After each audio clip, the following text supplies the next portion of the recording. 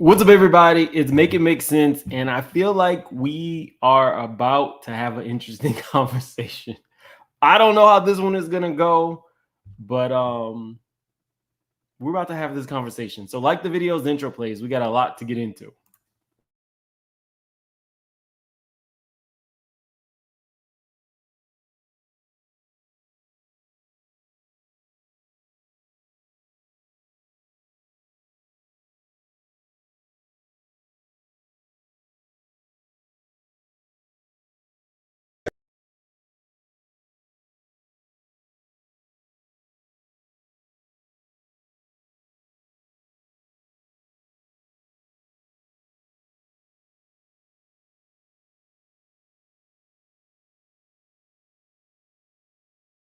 Tell me about the things of your dream. Hey, let me work out all the things in between. Make it make sense.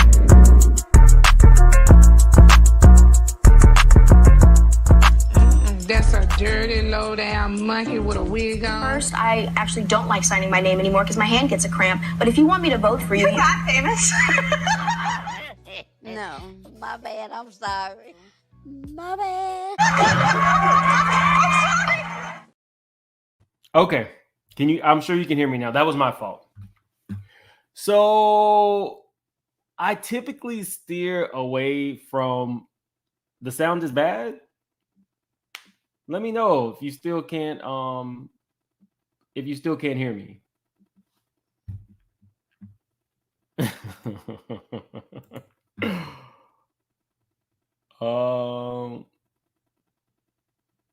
Okay, so we're good on the sound. I usually don't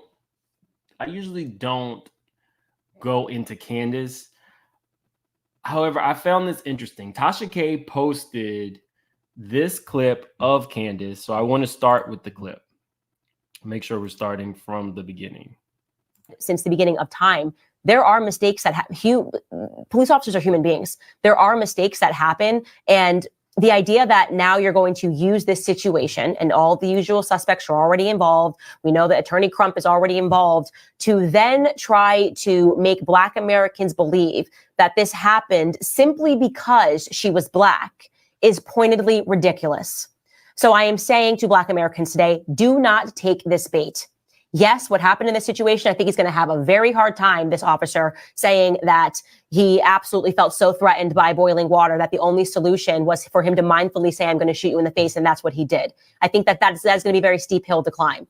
But the reaction from Black America cannot be exactly what they want. There is a reason that whoever is in control of Joe Biden's account instantly tweeted about this, okay? It's because they think we're stupid. They think we're emotional. I think that we always respond illogically and emotionally, and that it's an easy way for them to shore up votes by saying, oh, look, forget that we've destroyed everything around you and that we got you to burn down your neighborhoods, burn down your neighborhoods in 2020.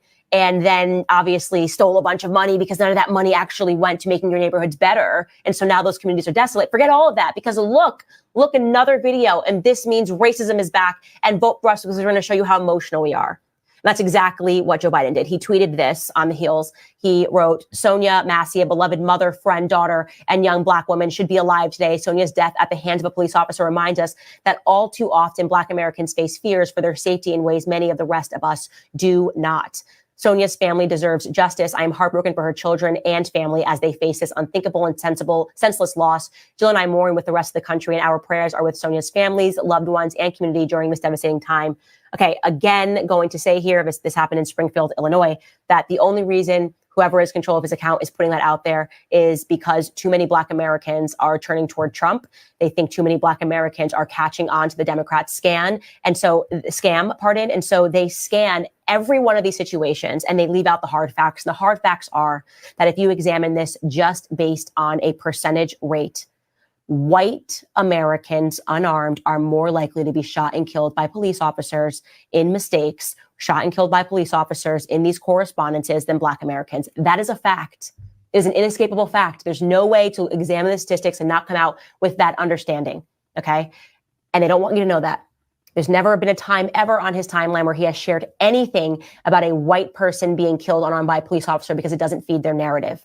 So stand up to this, okay? And all you have to do is be mentally forthright. Do not fall for the scam. Do not run out of your house. Do not burn down your neighborhood in Springfield, Massachusetts. Instead, demand that Joe Biden make an appearance and let us know who has been in control of the White House all of this time, because that is what this is supposed to be. This is supposed to be a red herring.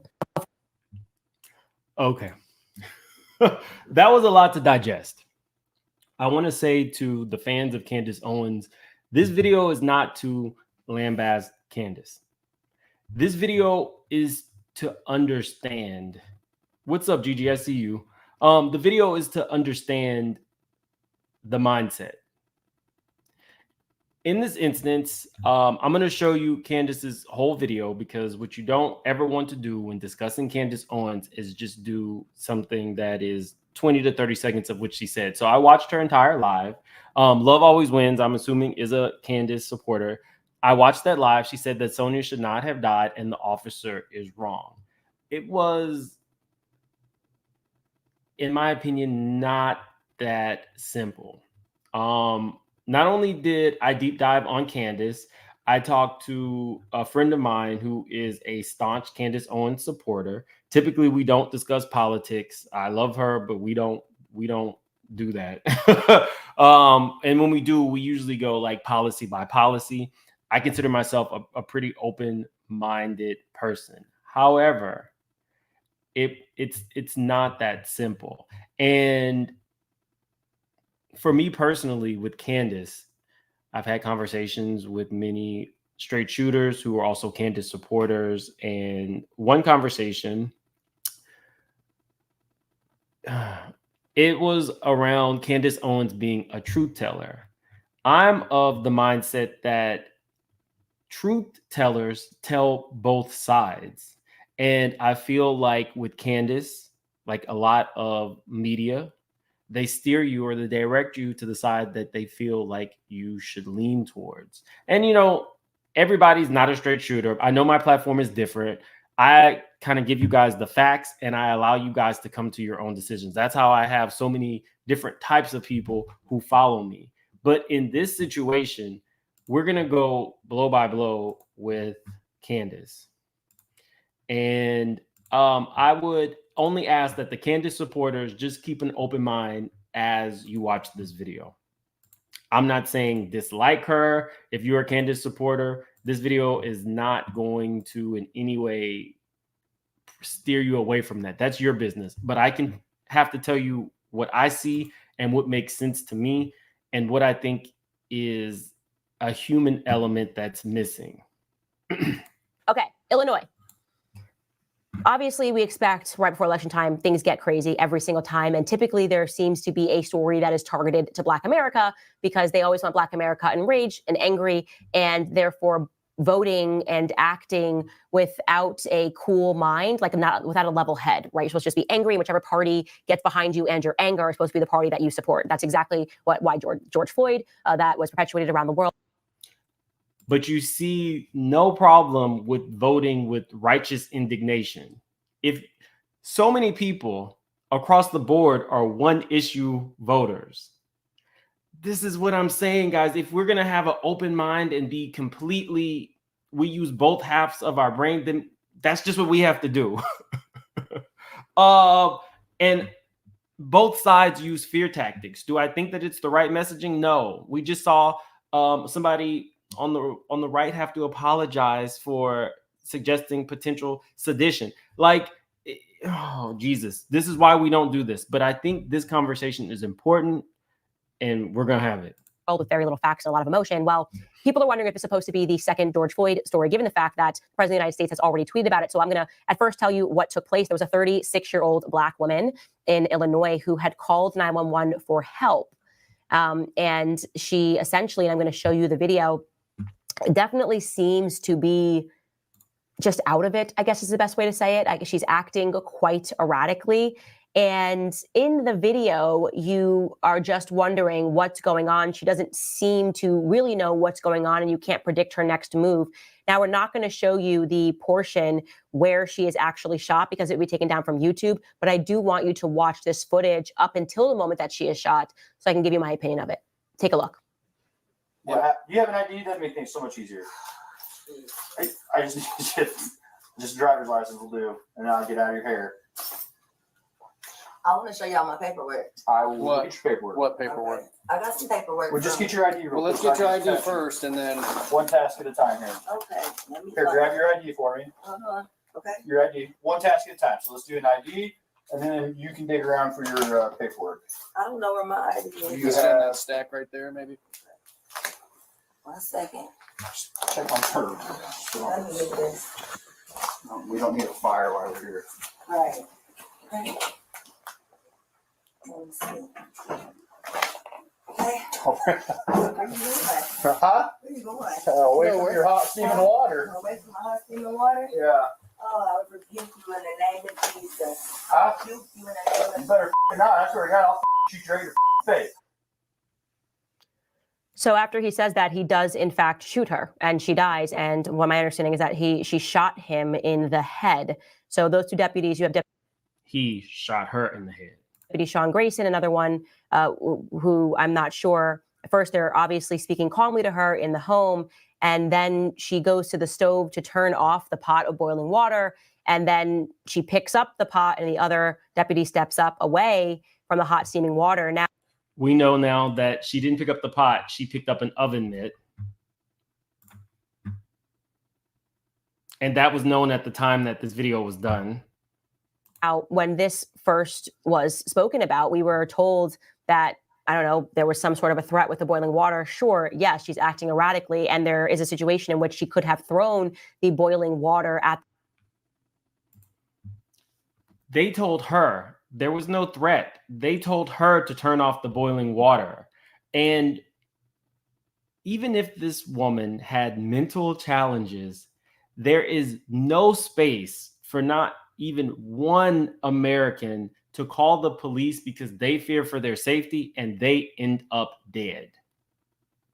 So again, I've already seen this. I'm just reacting to her reaction, and we'll get into it. Mm-hmm. The police officers, but they were nowhere near her. And then they shoot her, which to me, given the context of the fact that you knew that this woman was not mentally there, and even if she did throw boiling water at you, I don't see how saying, she said, I will rebuke you. I think she said, in the name of the Lord. And Candace Owens, who is known for her Christian adages. Candace Owens questions, which I think she said, I rebuke you in the name of Jesus. You don't think she said that. Candace Owens doesn't operate on I think. Candace Owens is full of righteous indignation and typically she consistently uses her Christian morals and her staunch faith in Christian values. I think she just became Catholic in her speeches. But this woman rebuking a cop in the name of Jesus gets that response. What? Is anybody else seeing that? That's a little strange to me. You know exactly what she said. It might seem small, but the bigger picture here is Candace Owens cannot fully jump out there and say things to admonish the badge without potentially alienating her base from what she's saying. It's a tightrope that she has to climb. You know exactly what happened. Candace is shrewd. No one ever said Candace is ignorant. Candace is extremely shrewd. She knows exactly what she's doing, and she uses her words pointedly to steer people in the direction. I'm not even mad at that. But in order for me to see you as a truth teller, I need both sides.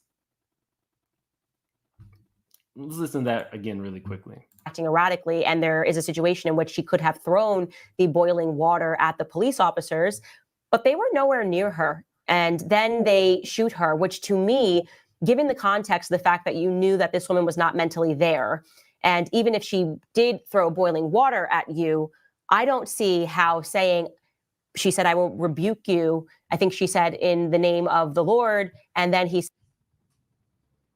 Okay. says, no, you will not, because I will shoot you. I mean, that is like very extreme, very aggressive. And he then proceeds to, he says, I will shoot you in the face. I mean, that's just like, what are you even talking about? Over a woman with boiling water.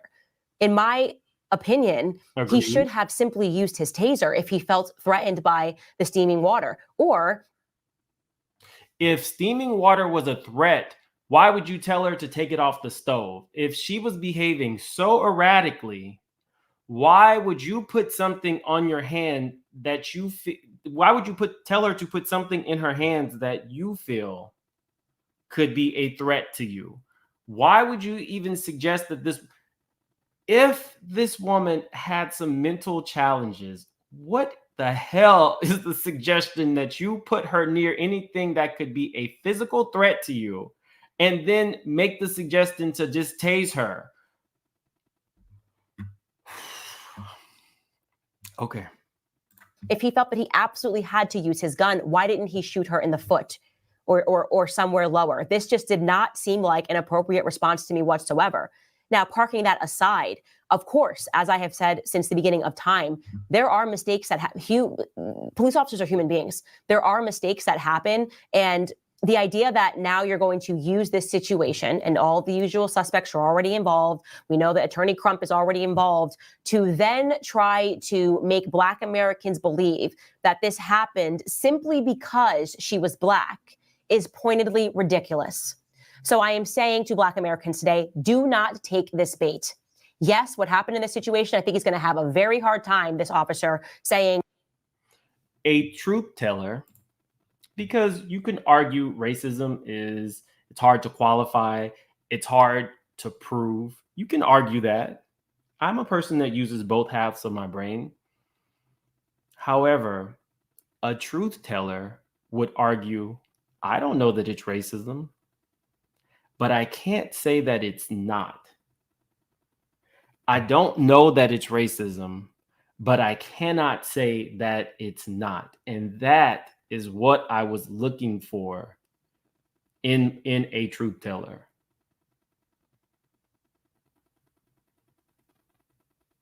And we went directly from a conversation of this woman being wrongfully murdered. And I don't care if I lose my monetization on this. She was murdered in her own home, to a political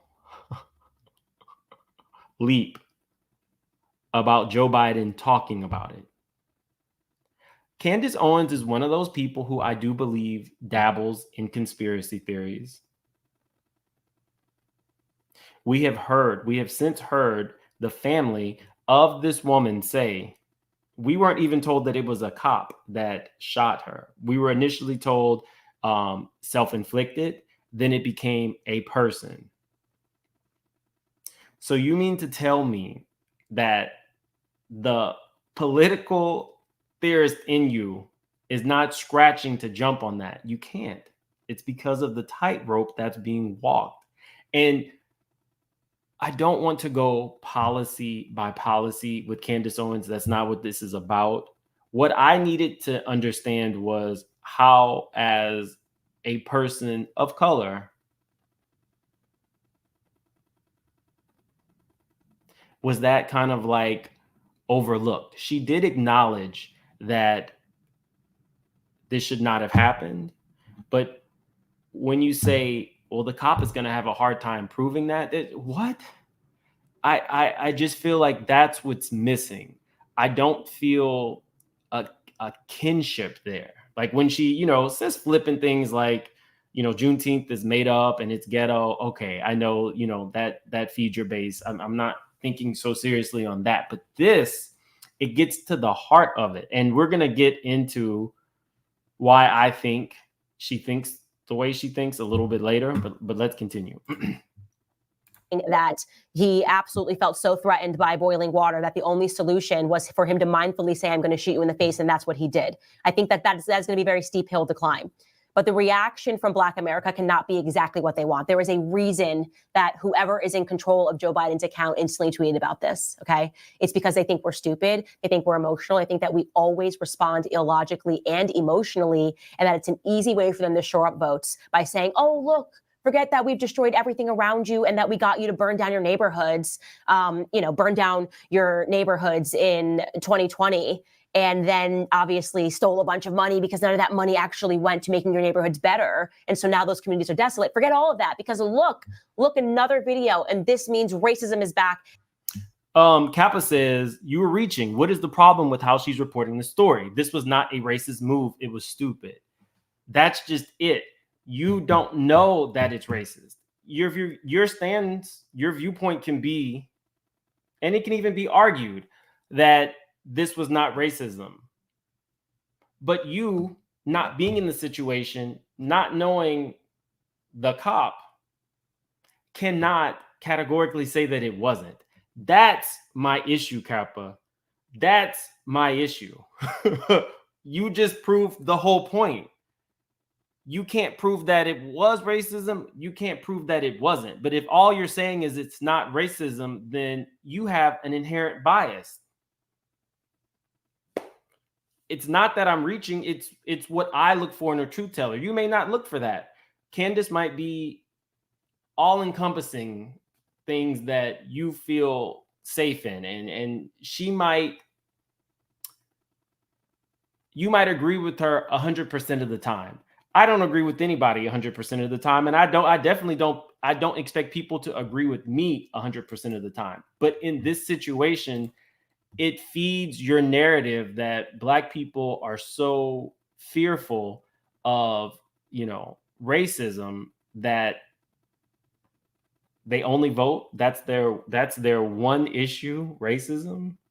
Okay, I understand. I've talked to a Candace supporter. I understand she felt the same way. But in this instance, I was looking for something else, and I didn't get it. You might get it from her. I just didn't. And vote for us because we're going to show you how emotional we are. And that's exactly what Joe Biden did. He tweeted this on the heels. He wrote, Sonya, Massey, a beloved mother, friend, daughter, and young Black woman should be alive today. Sonya's death at the hands of a police officer reminds us that all too often Black Americans face fears for their safety in ways many of the rest of us do not. Sonya's family deserves justice. I am heartbroken for her children and family as they face this unthinkable and senseless loss. Jill and I mourn with the rest of the country, and our prayers are with Sonya's families, loved ones, and community during this devastating time. Okay, again, going to say here, this happened in Springfield, Illinois, that the only reason whoever is in control of his account is putting that out there is because too many Black Americans are turning toward Trump. They think too many Black Americans are catching on to the Democrat scam. And so they scan every one of these situations and they leave out the hard facts. And the hard facts are that if you examine this just based on a percentage rate, white Americans unarmed are more likely to be shot and killed by police officers in mistakes, shot and killed by police officers in these correspondences than Black Americans. That is a fact. It is an inescapable fact. There's no way to examine the statistics and not come out with that understanding, okay? And they don't want you to know that. There's never been a time ever on his timeline where he has shared anything about a white person being killed unarmed by a police officer because it doesn't feed their narrative. So this was published by Harvard Law. To understand the nexus of race, criminal justice, and police brutality, academics and journalists have begun to amass impressive data sets on officer-involved shootings. The Washington Post 2015 provided important stylized facts about individuals killed at the hands of police in one calendar year. Police fatalities shoot nearly 1,000 individuals in a year in the U.S. As the report argues, the incidents that have ignited protest, white police officers killing unarmed Black men, represent less than 4% of fatal police shootings. The Guardian 2015 collected similar data in their much publicized series, The Counted, and tallied that 1,134 deaths of Americans at the hands of police in 2015. And similar to the Post database, The Guardian emphasizes that although Black males aged 15 to 34 make up 2% of the population, they comprise 15% of all deaths logged in 2015. 5 times the comparison number for whites. 1 in every 65 or 1.5% deaths of a black man in the US is a killing by police. Roughly 25% of blacks that were killed were unarmed, 8 percentage points higher than whites. So statistics can go both ways. Oh, I'm sorry, I didn't make it bigger. My bad. Statistics can go both ways, but what I'm saying is I need my truth tellers to tell me both sides. And I'm just not getting it. Again, this was from Harvard. I'm sure somebody will find or take umbrage with the fact that I'm reading something from Harvard. Look, it's disproportionate. And, you know, you can always go in and argue crime rates, but I'm saying from a human standpoint, when I see this woman, her life taken, when she called for help, my first thought is that could be me. I told you guys of a time where they came in an unmarked car and they had on regular clothes. They came and they pulled their guns out on me because they thought I was somebody who had skipped out on child support. Well, it wasn't me, and their guns were drawn, and it could have been me. I am just one person. I am just one minuscule voice in however many billion people there are on the earth, but it's disproportionate. I'm not saying, you know, what I'm saying is the human element is missing. And I think if it's one person too many. I don't like to think of you just as a statistic. And I don't like when statistics are thrown out to feed just a one-sided narrative. I think that if there was an actual mainstream news station that only gave people the facts and only allowed people to come up with their own conclusions, I think that would go number one, because there is a change. I think the reason that my channel has grown is because the majority of you guys can see that I don't feel a need to necessarily steer you. I might react to things, but I think everybody's opinion, I feel like everybody's allowed to have their own opinion. But I want to get into a couple of other things that I found interesting about Candace, and I think have kind of gotten into the heart of why she thinks the way that she does. So, of course, you hear things like Candace Owens says she's never experienced racism. We all know that when Candace Owens was in high school, there was an issue with 4 guys. So let me pull that article up.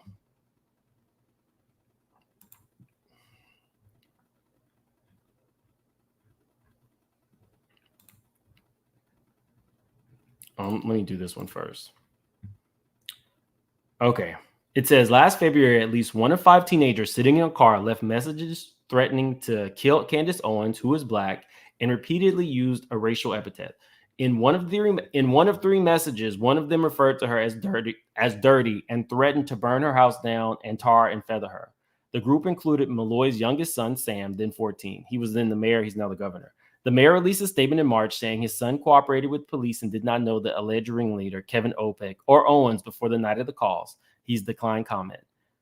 Kopech was a former friend and classmate of Owens. 2 days before the phone incident, they had a shouting match during class. School officials suspended Kopech for that, but would not discipline him and the other boys for an incident committed off school grounds unless the police made an arrest, which drew criticism from the State National Association for the Advancement of Colored People and NAACP. Owens left school for 6 weeks, saying it was traumatic to attend with the alleged callers. She returned after Kopech was arrested in late March. Another teen was arrested later that spring. School officials would not say whether they disciplined Kopech for the arrest. So that's what happened. They said they were going to put, a bullet in the back of her head. They called her Nigger. But this is what Candace had to say. And I think it's important to hear specifically how Candace feels about this, because I think that it's very telling. It says, Dear Connecticut, do you remember me? 9 years ago, I was a senior at Stamford High School on the brink of a life-altering event. One night, as I sat watching a movie, a group of anonymous boys called my cell phone and left me a series of voicemails. Their words to this very day represent the most horrific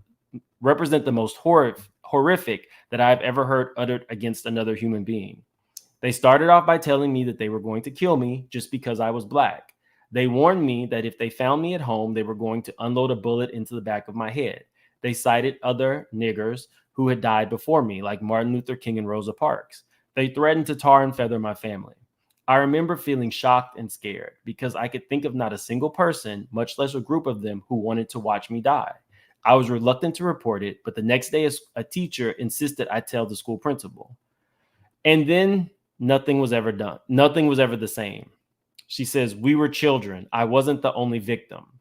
By some random stroke of misfortune, one of those involved was Governor Daniel Malloy's son, a boy I had never even laid eyes upon. Malloy was the mayor of Stanford at the time, and for obvious reasons, the mixture of politics and race played irresistible to journalists. Soon my face was plastered on the front of every page of the NAACP, and Dr. Phil wanted in on the story. Do you vaguely recall me now? The connection meant that arrests would not immediately be made. The local police told me that they needed to treat the case with special diligence and that they called the FBI to help determine whether the 4 boys, 3 of whom were perfect strangers to me, had committed a hate crime. The boy I believed that orchestrated the voicemails, the only one out of the group whom I had ever seen or spoken to, denied the allegations vehemently, perhaps rolling the dice and that his chance political association would protect him in the end. I stayed out of school for 6 weeks before formal charges were filed, and in that time, the gossip escalated. It wasn't limited to the students. Parents, teachers, and the general public felt inclined to state your opinions about me online. I perused those words quietly, a stranger to the girl that the unsympathetic portion of you were depicting. Who do we feel like the unsympathetic portion of those people might be? I was a liar. I just wanted money. I was ugly. I was desperate for attention. Another black girl taking advantage of a situation. I was a lot of bad things all at once. No one seemed to see me as a 17-year-old girl going through a traumatic experience. Those words destroyed me. I held my head high at school, but I went home and cried every single night. Without my consent or involvement, political forces took sides. The NAACP held press conferences outside my school, which I reluctantly attended. Malloy's political enemies seized the opportunity to criticize him. Within my own family, lines were drawn. My father wanted to press charges. My mother just wanted to keep quiet so I could return to normal life. And all I wanted was an apology. I wanted someone to be accountable, admit they had made a mistake, and just say sorry. But to this day, no one has. Not even our governor, who at the time had no commenter other than that his son had been fully cooperative with police. And so what is the takeaway? I hated Stanford. I hated Connecticut, but all above, I hated myself. I hated that my name would come up in Google search for a hate crime. I developed a severe eating disorder to help me combat it. The skin against my bones for 5 years helped me feel as though I had at least one aspect of my existence under control. After college, I moved to New York and disappeared into the masses. The city was much too fast-paced for anybody to stop and take notice of me, much too distracted by its own idiosyncrasies. I felt lonely. My God, it was magnificent. For the first time, I was given an opportunity to grow up, to remember who I was, absent the inked impressions of a judgmental community. In the city, I emerged as a woman with deep love and appreciation for children and a raw understanding of how fragile they are. And I look back upon my high school experience with just that realization. We were children. I say we because I wasn't the only victim. I wasn't the only child who had to read your words. The 4 boys who left me those messages were labeled racist. They were labeled no good. Those are words that no child deserves to hear. And this is the crux of my issue. And this gave me so much insight. I was looking for Candace to be Candace. I understand she has a fan base. I understand she can debate policy and procedure. But at her core, you are still a Black woman in America. And that, I don't know, it's like an innate protection that I have for other Black people in America. I feel that's where she falters. You know, the friend of mine who's a Candace supporter says, you know, she's not technically, she she is American, but she came from immigrants, and a lot of my friend is immigrant, married to an immigrant. They feel differently about certain things that Black Americans might say that they go through. I'm parsing my words there. This was extremely telling to me. In a situation where you were called a nigger, in a situation where your life was threatened, in a situation that they thought that you were just some poor Black girl trying to get money from these white men, you still don't feel like you were a target and a victim of racism.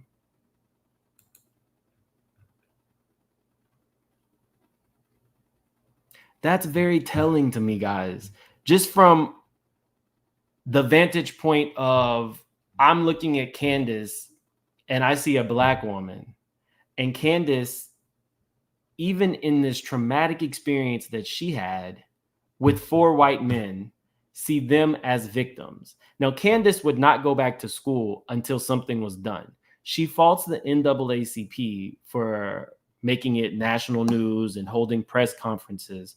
But prior to them getting involved, it took a full 6 months before those boys were arrested. So she couldn't go to school, and her family had to pay for her homeschooling. I think she was eventually awarded either, I think like $34,000 or $37,000 for the amount of money that her family missed out on.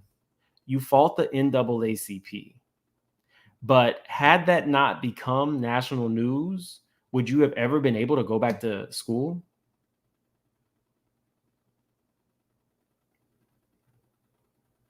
I think that gets to the heart of it.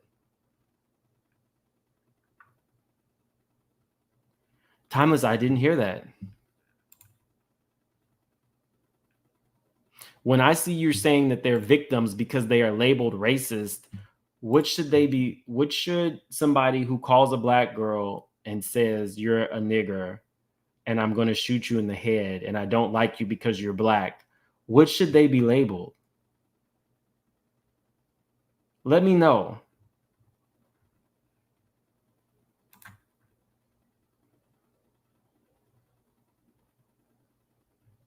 Let me know. I really would. You don't have to send a super chat. Just let me know.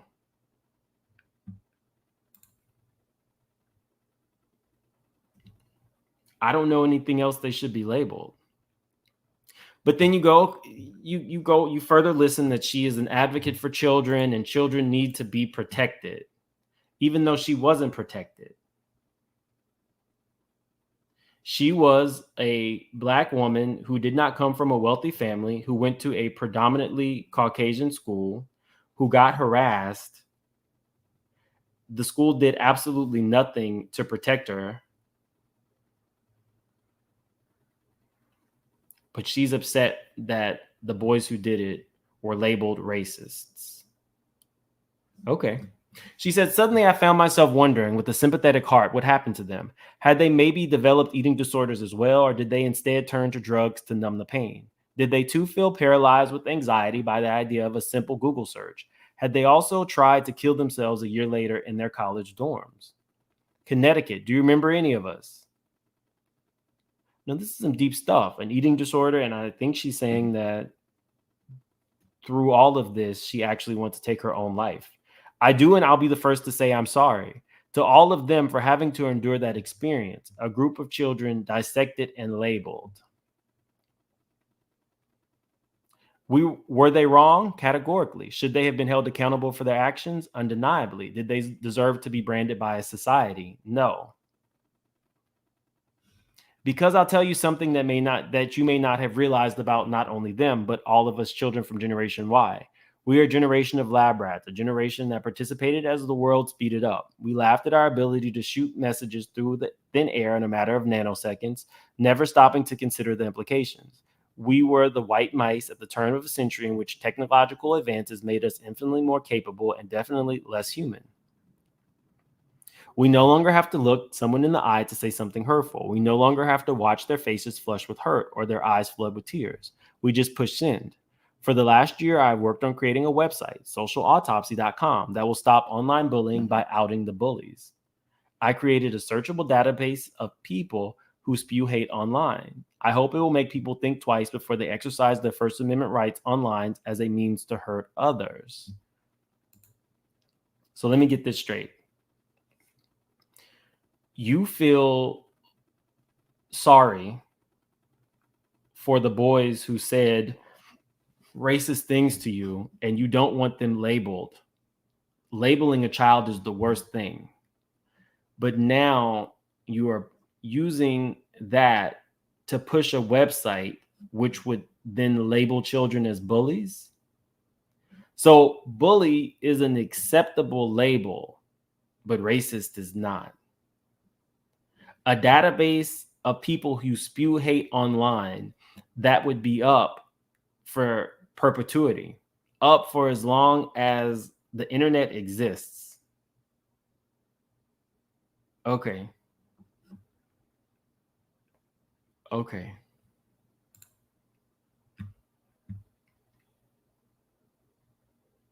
Just a thought. Once I actually talked to my friend, she said something that I thought was extremely powerful.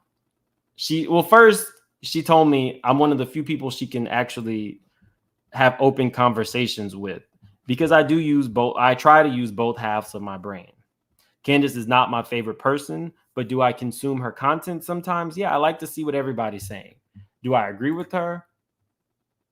No. But that's fine. She still gets a view off me on occasion, especially if she says something that goes viral. I make sure to watch the whole video.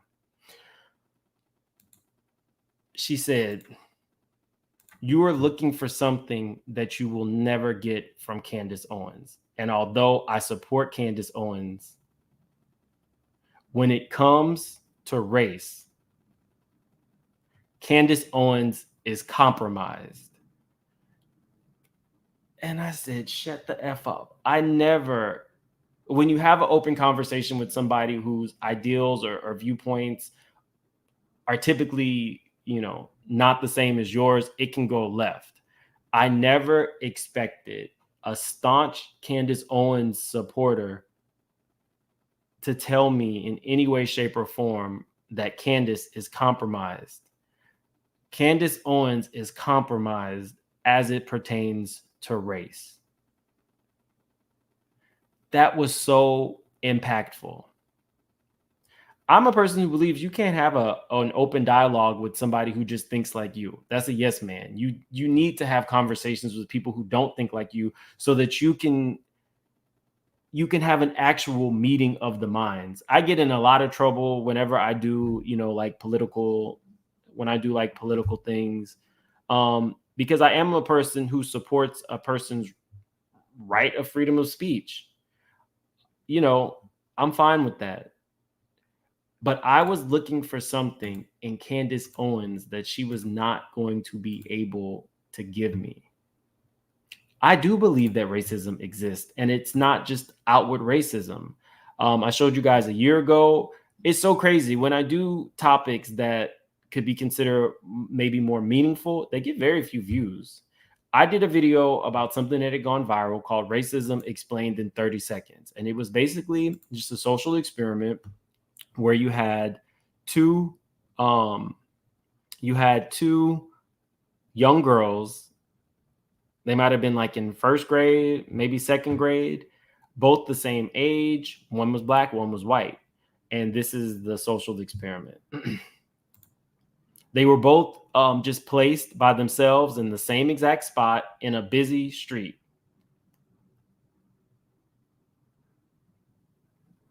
This is, of course, the little black girl.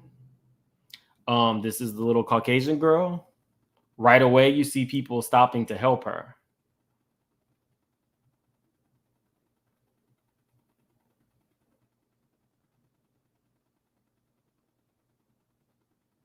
Same thing. I mean, so, when you go into the statistics and you go into the scientific research, I'll paraphrase. Basically, what they said was black children, or specifically young black girls, are sexualized at a much younger age. Black girls or black women, I should say, are oftentimes prescribed less medicine, especially for pain. It's something about the way that they feel like Black people are more resilient. Racism isn't always just outward. It's not, oh, you're not going to get the job because you're Black. Some things are just inherent. I don't know how to combat it. I don't think that everything is a race issue, but I can tell you that some things are. And I don't know, maybe you guys can tell me if there's some people who I describe like Truth Teller, where I can, watch news channels that really go into both sides. I don't know if you guys are like me. I know I have a lot of Candace Owens supporters who follow me. I know I have a lot of Biden supporters who follow me. I know I have a lot of Trump supporters that follow me. I never try to tell you guys how you need to feel. But I do have questions. I don't know. Let me see what some of you guys are saying. Happy says she has been in a simple, small-minded circle. Don't make this voting tool or associate her death with the vote. Girl, go somewhere for a while. Your opinion is just that, yours. Trent says she misquoted her. She said, I think she said, I'm going to rebuke you in the name of. And that's the first time I don't feel Trent is trolling. Thanks, Trent. Goddess Noel, I cannot wait for Candace to get her ninja wake-up call. She is going to switch up so fast and get so militant, you're going to think she's a sister soldier. No, her wake-up call, I mean, what she experienced in high school was absolutely horrific. To think that your life is in danger because you got into a shouting match with a white man, that's horrific. But that doesn't seem to... I don't think that she feels that it was because she was Black. I'm gonna have to look for this. I feel like I watched a video where she talked about the guy. She only knew one of the 4 people who sent those threats to her, and of those 4 people, I'd never heard her say he was racist. What I did hear her say was, well, he's actually gay.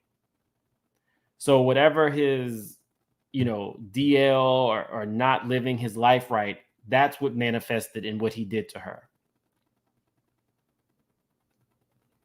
I'm gonna have to find that video. Callie Noya, she makes an easy bag off upsetting us for engagement. We have to stop engaging. I get it. I don't really do Candace Owens videos, but I did think it was, I still like to make things make sense. And when I couldn't make it make sense, I definitely felt like it was an intriguing video to do. Kazla says, so Biden should have stayed silent about what happened. I guess so. From her vantage point, Biden only used this death as a way to shore up votes. Happy says, those officers were not worried nor felt threatened when she was grabbing those girls. Go pray with your self-righteous words. Every time I hear you speaking like now, same-ish, different toilet. And Kawhi, thank you so much for the super sticker. So this is just, I know that this comment section is going to be crazy. Amon says this is victim mentality. I know this comment section is going to be crazy. I don't shy away from talking about things like this. I feel like we have to have these conversations. We have to have these conversations with the other side. I actually spent too long on the phone with my friend because then we got into kind of like policy disputes. But it is very interesting going back to Tasha K. I asked the question to everybody who said, well, I was a Candace Owens fan, or, every time we start leaning her way, she says something randomly insane. So each person who said something like that, who admitted to watching her or, agreeing with her standpoints on policy, I questioned, well, what was it? Of all those people I asked, only one person replied. That person says, I can't believe I listened to this bullshit from her live yesterday. I actually liked her and believed she was smart until this. She's on Trump's payroll. I said, can I ask a question? What were some of the topics that she spoke on that you agreed with? And she responded, when she spoke about women's rights, IVF, and the LGBTQ agenda. Go on her page and follow her YouTube. She makes a lot of valid points. So for me, I was looking for her, and shout out to It's Jesse. I was looking for her to go into really policy. If you're going to tell me you're Candace Owens fans because by her terms, you know, we don't want to see Lizzo's fat ass on the screen, and you know, she's pushing obesity, or you feel like there is a real, you know, gay agenda, but you're not getting into what policies she's saying, then you're just kind of going based on surface level talking points, and you're probably also a one issue voter. It is a lot to take in, but I can't go any further than I'm looking for something in her that I will not. As it applies to race, Candace Owens is compromised. Doesn't mean people are going to start hating her. It just means that I'm looking for something that I'm not going to find. And to me,